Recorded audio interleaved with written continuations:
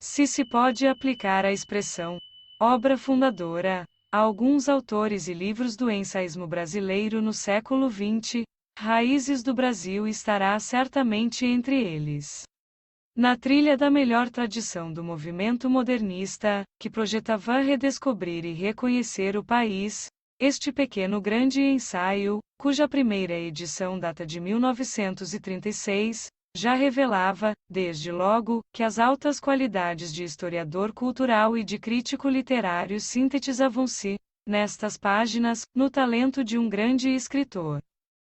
Numa prosa concisa e despretensiosa, elegante e fluente, plástica na análise conceitual e historiográfica, nada regionalista nas conclusões e até internacional na amplitude dos temas, Raízes do Brasil figurou, ao lado de outros ensaios e ensaístas, entre eles as obras de Paulo Prado, Gilberto Freire e Caio Prado Júnior, como exemplo destacado dos esforços reflexivos de toda uma geração e, ao mesmo tempo, como texto de estilo marcadamente pessoal e diferenciado.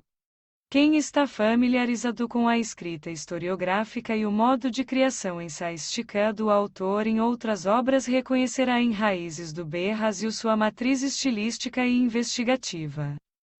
Entendendo o homem cordial como exacerbação de afeto, tanto para a formação de laços comunitários quanto para sua ruptura violenta, o livro pontua, com fina sensibilidade, algumas das mazelas de nossa vida social, política e afetiva, entre elas a incapacidade secular para separar o espaço público. O presente audiolivro tem por objetivo tornar esta obra mais acessível, de forma que se adeque ao dia a dia. Entretanto, é possível adquirir a obra física por preços bastante acessíveis e excelentes descontos no site da Amazon. Os links para a compra estão na descrição e no primeiro comentário. Raízes do Brasil, Sérgio Buarque de Holanda. Capítulo 1. Fronteiras da Europa. Mundo novo e velha civilização. Personalismo exagerado e suas consequências, tibieza do espírito de organização, da solidariedade, dos privilégios hereditários. Falta de coesão na vida social. A volta à tradição, um artifício. Sentimento de irracionalidade específica dos privilégios e das hierarquias. Em que sentido anteciparam os povos ibéricos a mentalidade moderna? O trabalho manual e mecânico, inimigo da personalidade. A obediência como fundamento de disciplina, a tentativa de implantação da cultura europeia em extenso território, dotado de condições naturais, se não adversas, largamente estranhas à sua tradição milenar, é, nas origens da sociedade brasileira, o fato dominante e mais rico em consequências. Trazendo de países distantes nossas formas de convívio, nossas instituições, nossas ideias, e timbrando em manter tudo isso em ambiente muitas vezes desfavorável e hostil, somos ainda hoje uns desterrados em nossa terra. Podemos construir obras excelentes, enriquecer nossa humanidade de aspectos novos e imprevistos, elevar à perfeição o tipo de civilização que representamos. O certo é que todo o fruto de nosso trabalho ou de nossa preguiça parece participar de um sistema de evolução próprio de outro clima e de outra paisagem. Assim, antes de perguntar até que ponto poderá alcançar bom êxito a tentativa, caberia averiguar até onde temos podido representar aquelas formas de convívio, instituições e ideias de que somos herdeiros. É significativa, em primeiro lugar, a circunstância de termos recebido a herança através de uma nação ibérica. A Espanha e Portugal são, com a Rússia e os países balcânicos, e em certo sentido também a Inglaterra, um dos territórios ponte pelos quais a Europa se comunica com os outros mundos. Assim, eles constituem uma zona fronteiriça, de transição, menos carregada, em alguns casos, desse europeísmo que, não obstante, mantém como um patrimônio necessário Foi a partir da época dos grandes descobrimentos marítimos que os dois países entraram mais decididamente no coro europeu. Esse ingresso tardio deveria repercutir intensamente em seus destinos, determinando muitos aspectos peculiares de sua história e de sua formação espiritual. Surgiu, assim, um tipo de sociedade que se desenvolveria, em alguns sentidos, quase à margem das congêneres europeias, e sem delas receber qualquer incitamento que já não trouxesse em germe. 31.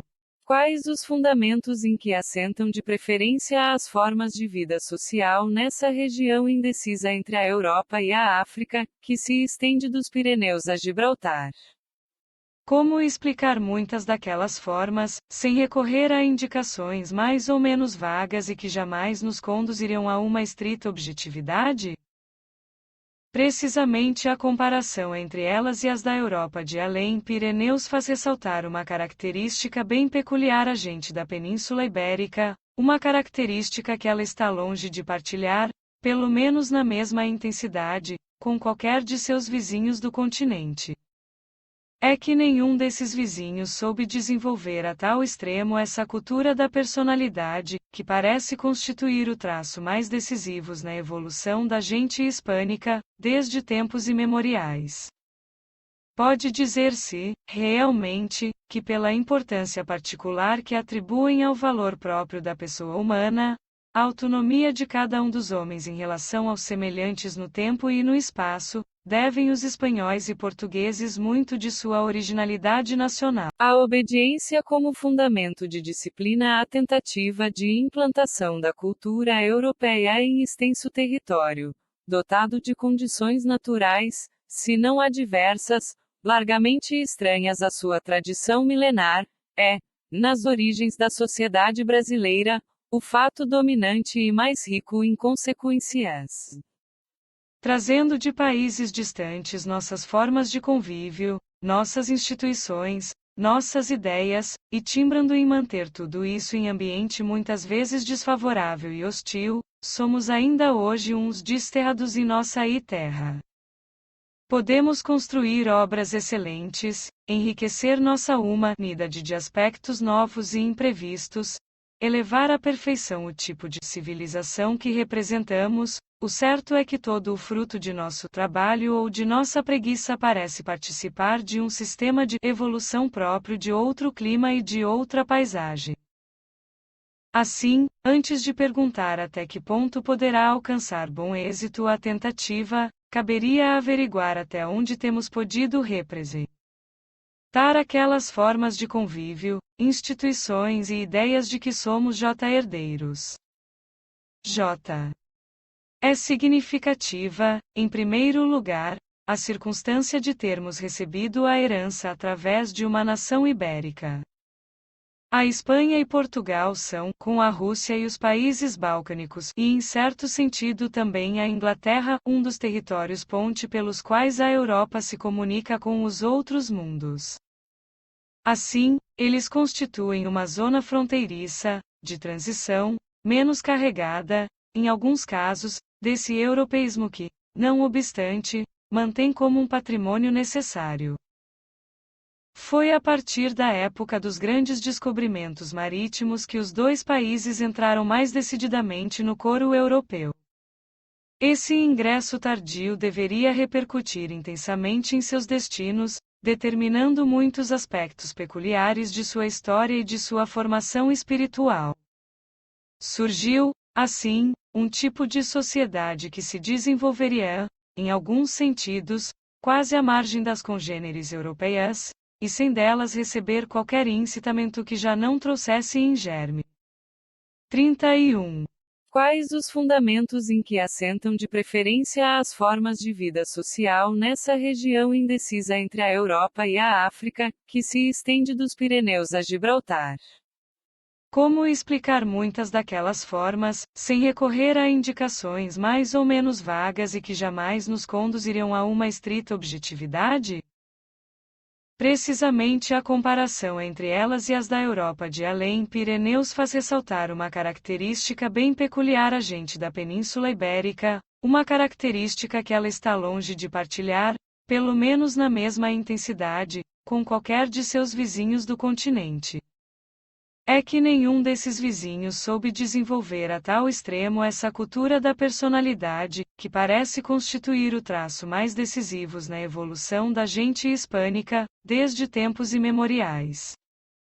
Pode dizer-se, realmente, que pela importância particular que atribuem ao valor próprio da pessoa humana, a autonomia de cada um dos homens em relação aos semelhantes no tempo e no espaço, devem os espanhóis e portugueses muito de sua originalidade nacional. Para eles, o índice do valor de um homem infere-se, antes de tudo, da extensão em que não precise depender dos demais, em que não necessite de ninguém, em que se baste. E as virtudes soberanas para essa mentalidade são tão imperativas, que chegam por vezes a marcar o porte pessoal e até a fisionomia dos homens. Sua manifestação mais completa já tinha sido expressa no estoicismo que, com pouca corrupção, tem sido a filosofia nacional dos espanhóis desde o tempo de Sêneca. Essa concepção espelha-se fielmente em uma palavra bem hispânica, sobranceria, palavra que indica inicialmente a ideia de superação. Mas a luta e emulação que ela implica eram tacitamente admitidas e admiradas, engrandecidas pelos poetas, recomendadas pelos moralistas e sancionadas pelos governos. É dela que resulta largamente a singular tibieza das formas de organização, de todas as associações que impliquem solidariedade e ordenação entre esses povos. Em terra onde todos são barões não é possível acordo coletivo durável, a não ser por uma força exterior respeitável e temida. Os privilégios hereditários, que, a bem dizer, jamais tiveram influência muito decisiva nos países de estirpe ibérica, pelo menos tão 32. Decisiva e intensa como nas terras onde criou fundas raízes o feudalismo, não precisaram ser abolidos neles para que se firmasse o princípio das competições individuais. A frouxidão da estrutura social, a falta de hierarquia organizada devem-se a alguns dos episódios mais singulares da história das nações hispânicas, incluindo-se nelas Portugal e o Brasil. Os elementos anárquicos sempre frutificarão aqui facilmente, com a cumplicidade ou a indolência displicente das instituições e costumes. As iniciativas, mesmo quando se quiseram construtivas, foram continuamente no sentido de separar os homens, não de os unir. Os decretos dos governos nasceram em primeiro lugar da necessidade de se conterem e de se refrearem as paixões particulares momentâneas, só raras vezes da pretensão de se associarem permanentemente às forças ativas. A falta de coesão em nossa vida social não representa, assim, um fenômeno moderno. E é por isso que erram profundamente aqueles que imaginam na volta à tradição, a certa tradição, a única defesa possível contra a nossa desordem. Os mandamentos e as ordenações que elaboraram esses eruditos são, em verdade, criações engenhosas do espírito, destacadas do mundo e contrárias a ele. Nossa anarquia, nossa incapacidade de organização sólida não representam, a seu ver, mais do que uma ausência da única ordem que lhes parece necessária e eficaz. Se a considerarmos bem, a hierarquia que exaltam é que precisa de tal anarquia para se justificar e ganhar prestígio. E será legítimo, em todo caso, esse recurso ao passado em busca de um estímulo para a melhor organização da sociedade? Não significaria, ao contrário, apenas um índice de nossa incapacidade de criar espontaneamente? As épocas realmente vivas nunca foram tradicionalistas por deliberação. A escolástica na Idade Média foi criadora porque foi atual. A hierarquia do pensamento subordinava-se a uma hierarquia cosmogônica. A coletividade dos homens na Terra era uma simples parábola e espelhava palidamente a cidade de Deus. Assim, na filosofia atomista, os anjos que compõem as três ordens da primeira hierarquia, os querubins, os serafins e os tronos, são equiparados aos homens que formam o entourage imediato de um monarca medieval, assistem o soberano no que ele realiza por si mesmo, são os seus ministros e conselheiros. Os da segunda hierarquia, as do 33. Nações, as potências e as virtudes, são, em relação a Deus, aquilo que para um rei são os governadores por ele incumbidos da administração das diferentes províncias do reino. Finalmente, os da terceira hierarquia correspondem, na cidade temporal, aos agentes do poder, os funcionários subalternos. 1. Se a vida medieval aspirava a uma bela harmonia e repousava sobre um sistema hierárquico, nada mais natural, pois que até no céu existem graus de beatitude, segundo informa Beatriz Aldante. A ordem natural é tão somente uma projeção imperfeita e longínqua da ordem eterna e explica-se por ela. Le cose tutti quanti. Anno ordine tra loro e questo forma te un universo adil fansimiliante. Assim, a sociedade dos homens na Terra não pode ser um fim em si.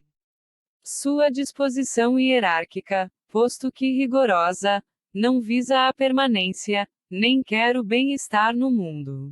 Não há, nessa sociedade, lugar para as criaturas que procuram a paz terrestre nos bens e vantagens deste mundo.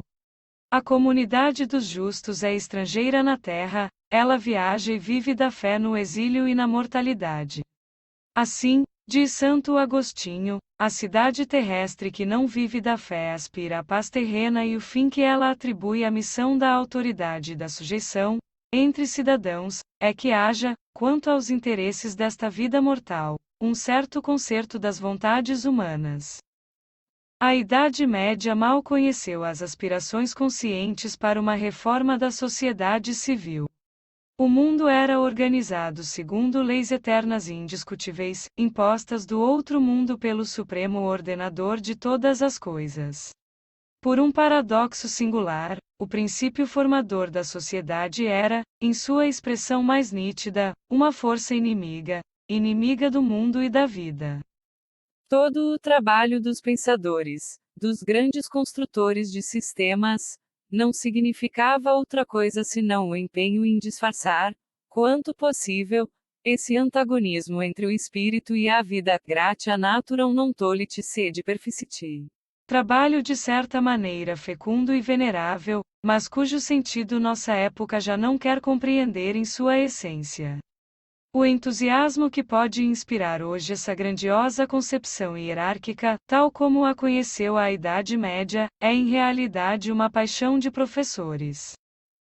No fundo, o próprio princípio de hierarquia nunca chegou a importar de modo cabal entre nós. Toda hierarquia funda-se necessariamente em privilégios. E a verdade é que, bem antes de triunfarem no mundo as chamadas ideias revolucionárias, portugueses e espanhóis parecem ter sentido vivamente a irracionalidade específica, a injustiça social de certos privilégios, sobretudo dos privilégios hereditários. O prestígio pessoal, independente do nome herdado, manteve-se continuamente nas épocas mais gloriosas da história das nações ibéricas. Nesse ponto, ao menos, elas podem considerar-se legítimas pioneiras da mentalidade moderna. Toda a gente sabe que nunca chegou a ser rigorosa e impermeável a nobreza lusitana. Na era dos grandes descobrimentos marítimos, Gil Vicente podia notar como a nítida separação das classes sociais que prevalecia em outros países era quase inexistente entre seus conterrâneos. Em Flandres e Alemanha, em toda a França e Veneza, que vivem perciso e manha, por não viver em tristeza, não ri como nesta terra, porque o filho do lavrador casa lá com lavradorã, e nunca sobem mais nada, e o filho do broslador casa com a brosladorã, isto per lei ordenada. 2. Um dos pesquisadores mais notáveis da história antiga de Portugal salientou, com apoio em ampla documentação, que a nobreza, por maior que fosse a sua preponderância em certo tempo, jamais logrou constituir ali uma aristocracia fechada, a generalização dos mesmos nomes a pessoas das mais diversas condições, observa, não é um fato novo na sociedade portuguesa, explica o Assaz a troca constante de indivíduos, de uns que se ilustram, de outros que voltam à massa popular donde haviam saído. 3. Acentua ainda Alberto Sampaio como a lei consignada nas ordenações confessa que havia homens da linhagem dos filhos d'Algo em todas as profissões, desde os oficiais industriais, até os arrendatários de bens rústicos, unicamente lhes são negadas as honras em 35. Quanto viverem de trabalhos mecânicos. A comida do povo, declara ainda, não se distinguia muito da dos cavalheiros nobres, por isso que uns e outros estavam em contínuas relações de intimidade, não só os nobres comiam com os populares, mas ainda lhes entregavam a criação dos filhos. Prova está na instituição do âmago pela qual os nobres davam a educar seus filhos aos vilãos, que desfrutavam, nesse caso, de alguns privilégios e isenções. Se semelhantes característicos predominaram com notável constância entre os povos ibéricos, não vale isso dizer que provenham de alguma inelutável fatalidade biológica ou que, como as estrelas do céu, pudessem subsistir à margem e à distância das condições de vida terrena. Sabemos que, em determinadas fases de sua história, os povos da península deram provas de singular vitalidade, de surpreendente capacidade de adaptação a novas formas de existência.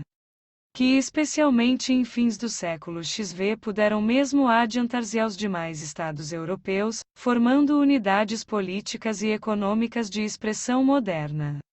Mas não terá sido o próprio bom êxito dessa transformação súbita, e talvez prematura, uma das razões da obstinada persistência, entre eles, de hábitos de vida tradicionais, que explicam em parte sua originalidade?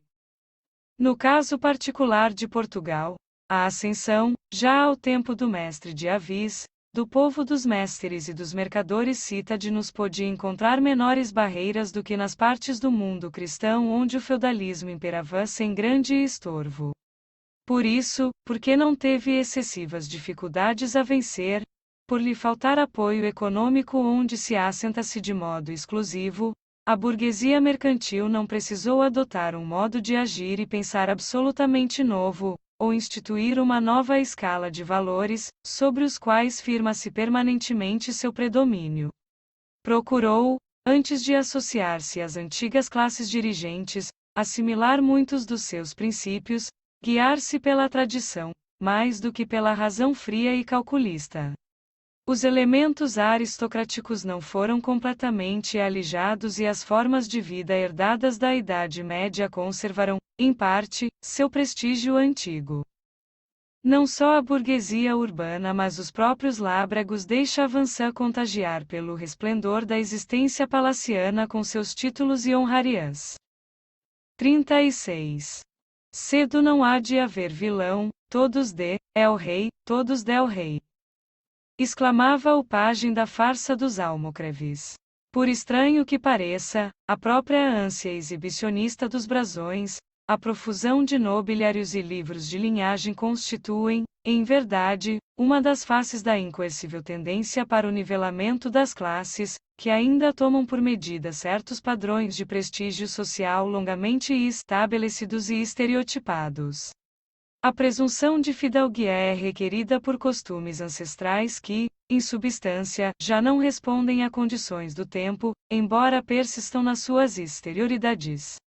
A verdadeira, a autêntica nobreza já não precisa transcender ao indivíduo, há de depender das suas forças e capacidades, pois mais vale a eminência própria do que a herdada.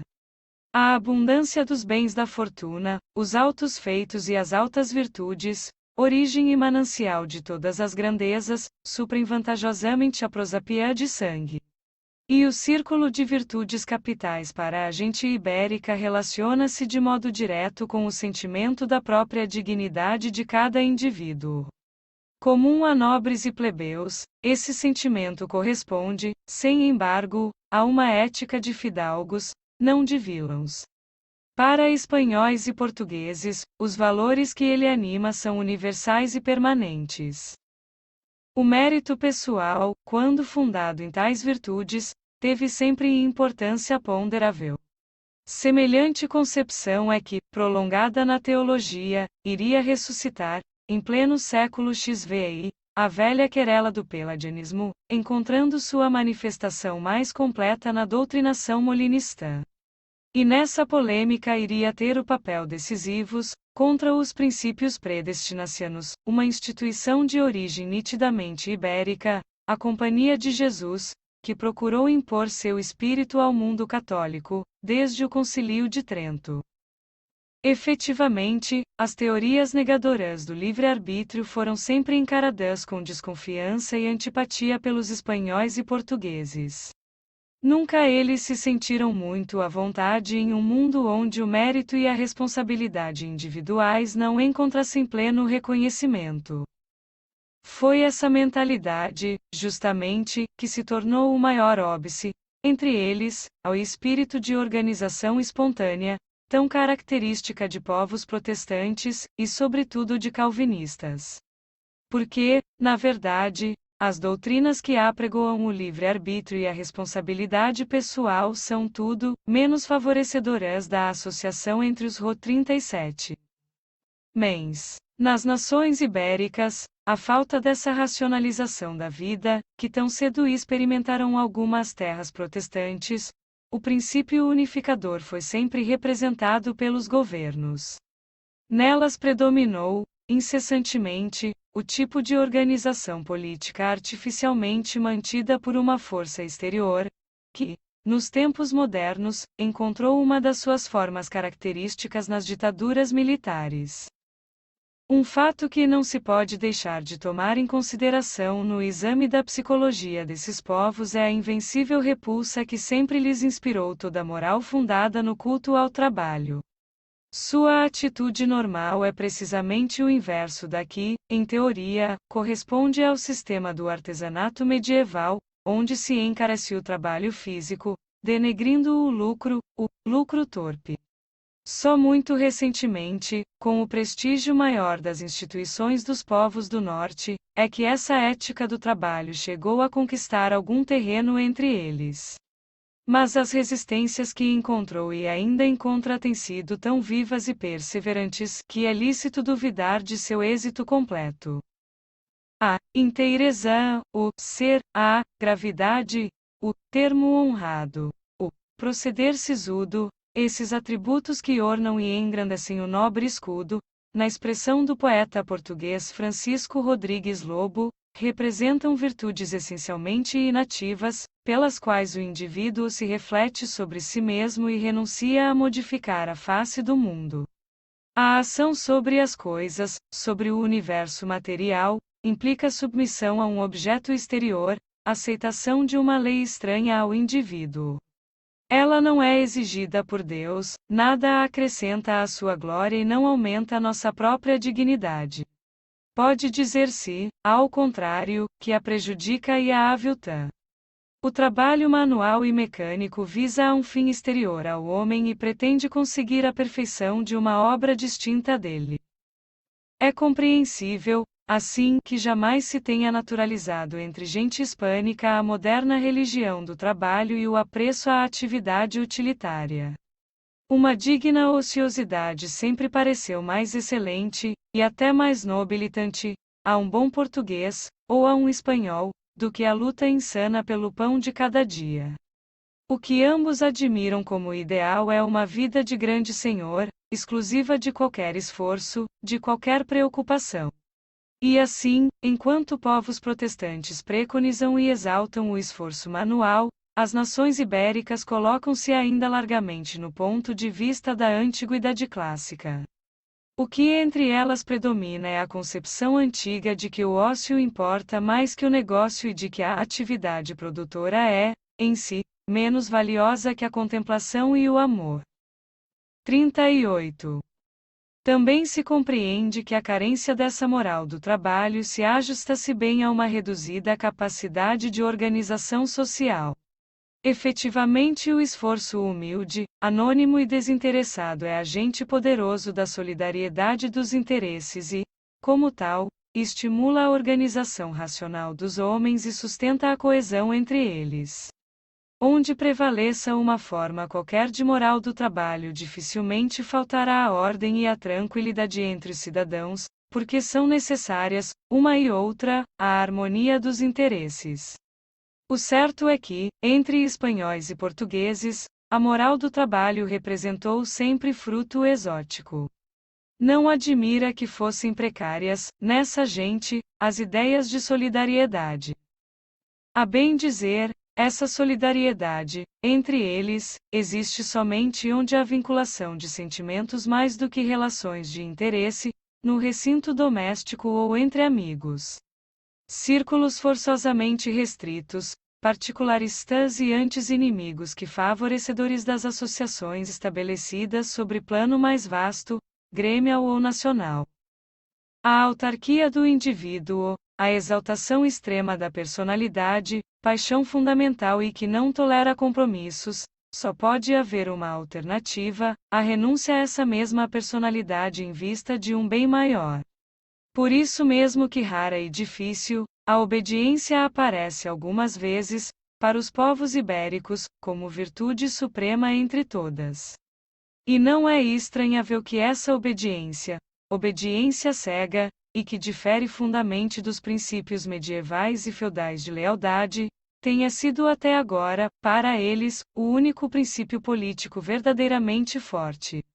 A vontade de mandar e a disposição para cumprir ordens são-lhes igualmente peculiares. As ditaduras e o Santo Ofício parecem constituir formas tão típicas de seu caráter como a inclinação à anarquia e à desordem. Não existe, a seu ver, outra sorte de disciplina perfeitamente concebível, além da que se funde na excessiva centralização do poder e na obediência. Foram ainda os jesuítas que representaram, melhor de que ninguém, esse princípio da disciplina pela obediência. Mesmo em nossa América do Sul, deixaram disso exemplo memorável com suas reduções e doutrinas. Nenhuma tirania moderna, nenhum teóricos da ditadura do proletariado ou do Estado totalitário, chegou sequer a vislumbrar a possibilidade desse prodígio de racionalização que conseguiram os padres da Companhia de Jesus em suas missões. 39. Hoje, a simples obediência como princípio de disciplina parece uma fórmula caduca e impraticável e daí, sobretudo, a instabilidade constante de nossa vida social. Desaparecida a possibilidade desse freio, é em vão que temos procurado importar dos sistemas de outros povos modernos, ou criar por conta própria, um sucedâneo adequado, capaz de superar os efeitos de nosso natural inquieto e de um ordenado. A experiência e a tradição ensinam que toda cultura só absorve, assimila e elabora em geral os traços de outras culturas, quando estes encontram uma possibilidade de ajuste aos seus quadros de vida. Neste particular, cumpre lembrar o que se deu com as culturas europeias transportadas ao Novo Mundo. Nem o contato e a mistura com raças indígenas ou adventícias fizeram-nos tão diferentes dos nossos avós de além-mar como às vezes gostaríamos de sê-lo.